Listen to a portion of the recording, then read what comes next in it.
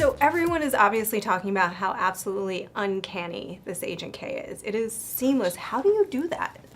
What is the process? No, I don't know what I mean, the process is kind of an obvious process of abject fear and like hoping that it's all going to work out in the end, and you know you're going through territory that is uncharted, and you know it's a little crazy at first, and you know you drive yourself insane sitting there in front of a computer going, you know, hello, hello, hello, what, you know, that's bad, that's kind of good, maybe I can use that, okay, now it's the next day and it's gone. So you go through that, all that churning and process and all that, but when it comes down to it, you end up doing the first scene and everybody's watching you, and you know it's a make or break kind of thing, and it works. It's a great feeling. You know, it's just passable is good enough. You know, the fact that it doesn't get in the way of the story, I think, is a really good thing.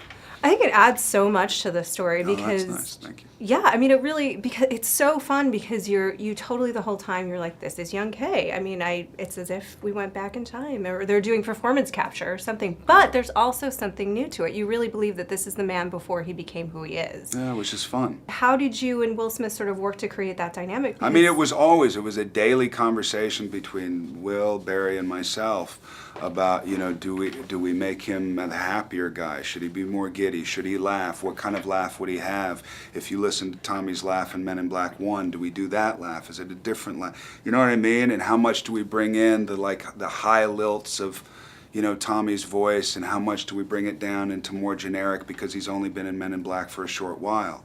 So therefore he hasn't been in New York that long, so we have more of a Texas thing going.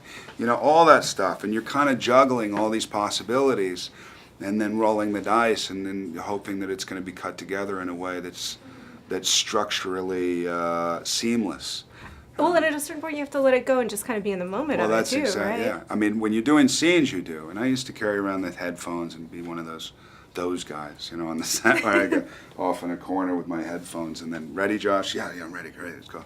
But I had to keep reminding myself, you know. It was a hard thing. It was great to be able to watch it, and I'm glad that we did the amount of work that we did, because when you watch it, it's really satisfying, really satisfying. And there's a great kind of emotional weight to this one, too, that I didn't notice in the first one. The first one's such a novelty, and it's so kind of, even though the relationship between the two of them is, the cosmetics are so new for 1997, whereas now we're kind of used to it. So this is kind of the next level into kind of technical brilliance. And the fact that Will and I had any chemistry at all, thank God. You know, I think without it, it would have been very difficult, but it made it easier. You guys have great chemistry. It's a great way to freshen it up. And these films are so fun to watch because they're so outlandish, but it's got to be weird to be on. I mean, do you have sort of one quintessentially weird or surreal moment? No, the whole movie was extremely surreal and so weird. I mean, maybe the factory, walking into the factory, maybe seeing Bill Hader, who I know, and seeing him and the whole Warhol thing and what happens with the Warhol thing, and then you find out who he is. I thought it was kind of a genius idea and a genius move, and Bill Hader nailed it. But no, the whole movie was an absolutely surreal, bizarre, so much fun experience.